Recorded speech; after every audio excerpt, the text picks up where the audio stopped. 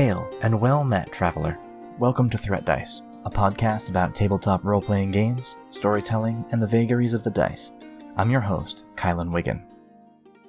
I'm one-third of the team at Tumbledye Games, a young company developing a new hybrid storytelling RPG called Trove. We believe in the power of story, and the goal of Trove is to empower both players and game masters to level up the action, drama, and believability in their tabletop games. You can find out more at www.tumbledye.com or follow us on Facebook, Twitter @Tumbledye, or Instagram. In today's episode, I'd like to dive into an issue that I've been thinking about for a long time. It's come up at almost every table I've ever run or played at. I'm by no means the first person to raise this issue. I've seen the discussion before, though it's been long enough that I don't remember exactly where. You may have gotten a clue from the title of this episode. The truth is that there's a problem with charisma, and to a lesser extent intelligence and wisdom, to speak in the common tongue of tabletop RPG land. And it's one that I think goes unrecognized in a lot of places. Let's dig in, shall we? I think it would be entirely uncontroversial for me to state that the whole core concept of a tabletop role-playing game is to play a role. That is, to inhabit, temporarily of course, the persona of someone who is very different from our real-life self. This may include some fantastic ancestry, descent from fey wood-dwellers who gaze with almond-shaped eyes upon a world that changes faster than they, or perhaps from hard-drinking, hard-fighting, bearded mountain-dwellers who for some reason all speak with Scottish accents, and have since long before John Rhys Davies gave us his delightful Gimli on screen.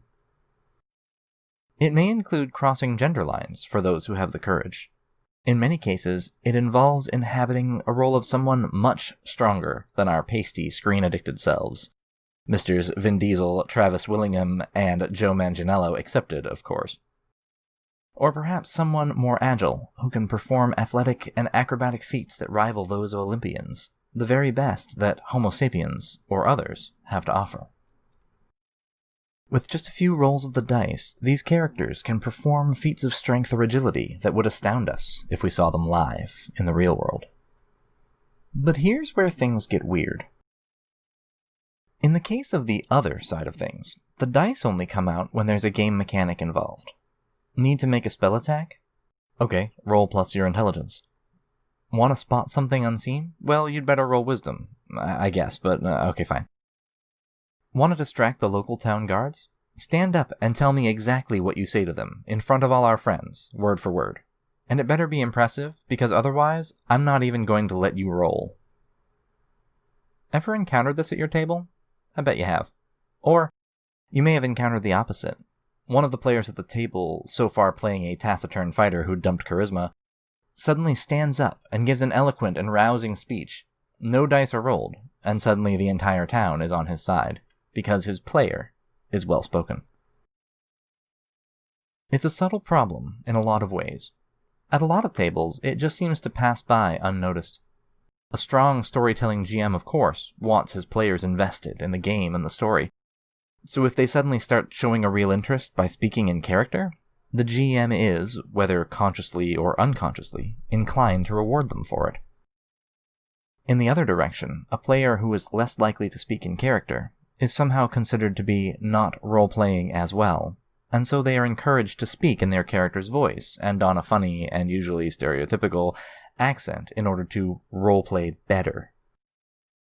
Funny accents and voices aren't the sum definition of role-playing, though. In fact, they're only a small part of it, which has somehow over the years gotten blown way out of proportion. When we allow this thing to happen at our tables, we're actually harming roleplay, because not only are less charismatic players now mechanically disadvantaged should they try to play a character with a high charisma score, but we render the numbers we so cherish utterly meaningless when all the player has to do is say something clever to bypass the game rules and get straight to what they want. Because there are so few rules in the common tongue about social interaction, check out our previous episode, Right Story, Right Game, for more on this topic. The value of players taking initiative on their own is much higher. You wouldn't ask a player to go lift a boulder to prove that his character can do it, but that is precisely what you are doing when you ask a player to convince you of their argument through their words alone. You are asking the player to provide the skill to their character, and as we've discussed, the whole point of a role-playing game is that the player and the character are very different entities. This has some things in common with accessibility issues, and it's one that isn't actually present in the rules of many RPGs, just in their trappings and conventions. A socially awkward or shy player might come to your table, but they are likely to play a socially awkward or shy character. They don't want to get drawn into the charismatic roles, because they know they're going to be put on the spot and expected to perform feats of charisma in front of others, and so they just won't do it. These trappings and assumptions actually discourage some players from taking on certain roles, because they can't live up to the table's expectations of them. It limits role-playing for these players, keeps them from exploring different aspects of the game and certain kinds of lives, because they aren't like that in real life. A person not being able to roleplay something because they aren't like that in real life is pretty much the definition of insanity, right? This can happen with mental challenges too. When it comes to puzzles especially, these are often left up to the players to solve, because why would it be fun if you could just roll dice to solve them, right? Well, there's a problem with puzzles too, and it's related. Why is it fun to roll dice and solve physical challenges, but not mental ones? We don't expect our players to actually break down the door to prove that their 18 strength character can, but we do expect our player to solve the intricate rune puzzle we've concocted to prove that their 18 intelligence character can. Hopefully the crux of the issue is becoming clear. We play RPGs to get away from ourselves, to explore something new, to tell a story, and pretend to be something and someone that we're not. We roll dice to abstract away the fact that we can't do those things in real life. And yet when it comes to social interactions in-game, we expect everyone to be gregarious, talkative, happy, and apparently to have never experienced social anxiety. Personally, I love inhabiting characters' voices in real time. I love finding their voice and communicating with the other players using it. But I'm generally pretty self-confident and outgoing around other nerds, even if I am a major introvert. I don't mind looking silly, and I don't have much social anxiety. I love a chance to speak with the GM or a player in real time, having a discussion as other people, as though the characters were standing at the table in our places. It's easy to assume that our own experiences are universal. It would be easy for me to figure that everyone really wants to do what I do, and if they're not, they just don't quite feel comfortable enough. Maybe they need to be encouraged that it's okay, that this is a safe place. That if they just tried, maybe they would like it and enjoy it as much as I do. The fact is, though, that just isn't true. It is perfectly okay and acceptable to want to come to a tabletop RPG table and experience the story, but not speak in first person as your character. Maybe one player is a reader who's read hundreds of books and really prefers third-person narration. They're just not that quick on their social feet, maybe, and so stringing together a stirring speech for their paladin just isn't something they have the skills for, but they'd still like to try playing one. They want to experience the feeling of making decisions for a persona, but not inhabiting that persona, and that is okay. There's a reason that not everyone is an actor, and there's a reason that not everyone likes to speak in their character's voice. Those reasons are the same, and it's because everyone is different. This doesn't sound like a grand pronouncement, and yet you'd be surprised at just how many people assume that everyone else is exactly like them. It's the reason we offer advice that worked for us when someone has a problem. Well, surely if this solved the problem for me, it would solve it for everyone, right? Except that isn't true either. Every human brain has its own processes, its own ways of interpreting the world and going through things. What works for me probably won't work for you.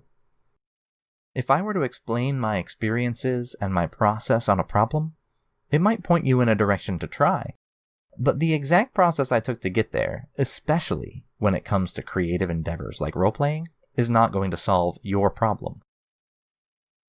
So there's the hypothesis.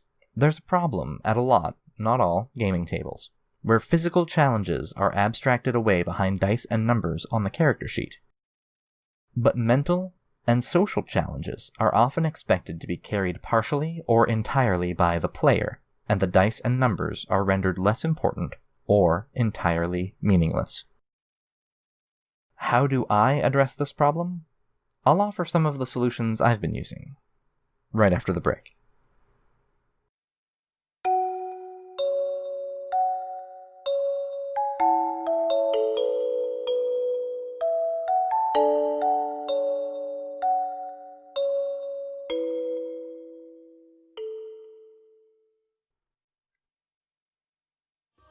On July 23rd, I will be appearing on the How I Nerd Twitch channel for a live RPG roundtable discussion, hosted by @GamerMomLuna on Twitter and the How I Nerd Network.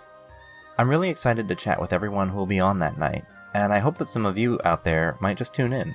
The discussion starts at 8 p.m. Eastern on Thursday, July 23rd, at twitch.tv/howinerd, and I hope we'll see you there.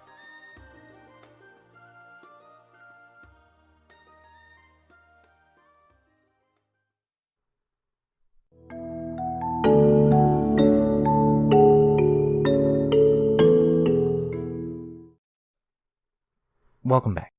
Okay, so, as I mentioned, some or all of these solutions might not work for you or your table. All I want to do here is outline my personal thinking on how we can tackle this issue, where, in some systems, we are ignoring up to half of a character's numeric values because we, consciously or unconsciously, place higher value on the character during the physical aspects of the story, and more on the player during the mental and social aspects, thereby implicitly limiting the types of roles that certain players can inhabit. Anyone can play a strong character, but only charismatic players can effectively play a charismatic character. With any luck, it'll point you, dear listener, in the direction of solutions for your own games and tables. In a way, this discussion ties more tightly than I had originally envisioned with the premise of our previous episode. I've spent basically this entire discussion in the language of D&D, because again, it's an easy shorthand. The problem we're talking about? I've primarily seen it at tables playing D&D, but then that's what I've spent most of my hours playing, or Pathfinder, but it's the same thing, guys. So that makes sense, right? This problem happens with D&D, I think, because of the same thing we talked about last week. D&D is a combat simulation, with some extra curtains hung on it. It doesn't do social interaction well. As I saw someone point out on the internet, Pathfinder has hundreds of feats and skills when it relates to combat, and social skills are tied up behind 4 entries on the character sheet: bluff, diplomacy, intimidate, and, arguably, linguistics, and a handful of feats. I don't care what anyone tells you, there are almost no interesting rules in D&D 1st, 2nd, 3rd, 3rd and a half, 4th, or 5th editions, or Pathfinder 1st edition, that handle how to resolve social encounters or mental challenges. I haven't played Pathfinder 2nd edition, so I can't speak to that one. So perhaps one painfully obvious solution to this problem is play a different game? Right, that's not going to work for everybody though. There are still going to be thousands or millions of people playing D&D, and so we need a way to help ensure that when we're playing it, that all potential roles are available and encouraged to all players, so that even the quiet and socially anxious player with 0 musical talent in the corner could write Bard on their character sheet, and have just as fulfilling an experience as the weak chubby guy, that'd be me, who wrote Barbarian on his. So the first thing I've been doing is to take a bit of the emphasis away from the players at the table and shift it toward the characters on their sheets. This means that when opportunities within the game come up for social interaction, I've started asking players to choose a skill and roll first. Based on the result, if they wish, they are welcome to stand up and live play the outcome, a poor roll getting them a withering stare or laugh down, and a great success receiving stirring applause, or whatever. This makes the live play totally optional. If the player is satisfied with their dice roll alone, I'll continue on with the story, explaining how their words impacted the NPCs that they're interacting with, for good or for ill. This is basically what I do for every other skill type as well. I don't allow the player to get up from the table and lift something heavy to convince me to give them a chance to do something within the framework of the game. Basically, social interactions, and to a lesser extent, puzzle solutions and in-game knowledge, should be treated exactly the same as lifting something heavy. The player should roll the appropriate skill or attribute check, and the result should be applied to the story, whether that's in a live, acted-out scene, or just the way you describe them pushing a heavy item out of the way. For puzzles, things are a little different. Some groups and tables really get into puzzle solving, some others don't. I think an easy way to split the difference between a DM who likes puzzles and players who may not as much is to allow skill and attribute checks, particularly intelligence, to give hints to the solution. You could set a few different hints, a basic one at DC 10, a better one at 15, an even better one at 20, and a near solution at 25. The real trick to this one is, I provide the hint or information directly to the player. I'll have the player roll the check in secret, and then, if they get the hint, deliver it to them quietly in an aside, or in a whisper if you're playing online. I let the player bring the hint back to the table, and, if the hint allowed them to solve the puzzle, they get to tell the other players the solution. That way, the player is thoroughly engaged, and gets the feeling of being the one to solve the puzzle, even if they got clued in by their character's skills and abilities. Because that's the goal, right? I want the player to get the experience of being someone else. I want them to get the feelings associated with knowing things they couldn't possibly know, impressing people they may not be able to in their mundane lives, and possessing and dispensing great wisdom, even if they don't have it themselves. To do that, I am trying to take the emphasis off of me, as the GM, always delivering every piece of information to the whole table, and empower the players to do it themselves. Let them be the brilliant ones, the wise ones, the charming ones, and also the strong and the quick and the hardy. Emphasize the character, because the player lives through them within the game, and to some extent, experiences what their character does. And of course, remember to find your own best solutions for this, but I really do suggest trying to find one, because I think that my games are better now that I've started doing these things. I hope that you find your own ways to empower your players, remove the barriers from roles in your games, and allow anyone to try on any hat they want to. Thanks so much for joining me today. Before we go, one quick thing. If you're enjoying Threat Dice, please leave us a review on your favorite podcast platform, or tweet us at TumbleDie. I'll read any reviews into the announcements on the next session. We'd love to hear from you. Until next time, may the road ever rise to meet you. Threat Dice is a production of TumbleDie Games, LLC. Our intro music is What Lies Beyond, the interludes are Clockwork, and the outro music is Storm, all by Vincevept. Check out his amazing work at youtube.com/Vincevept, VINDSVEPT. Additional music by Andrei Sitkov and Andy Ray. This episode was produced and recorded by me, Kylen Wiggin. Oh god, is the world ending? I have to research a paper on Bosnia for tomorrow, but if the world's ending, I'm not gonna bother. You can find Threat Dice on Apple Podcasts, Google Podcasts, Stitcher, Spotify, or wherever you get your podcasts. Thanks for listening, and we'll see you next time.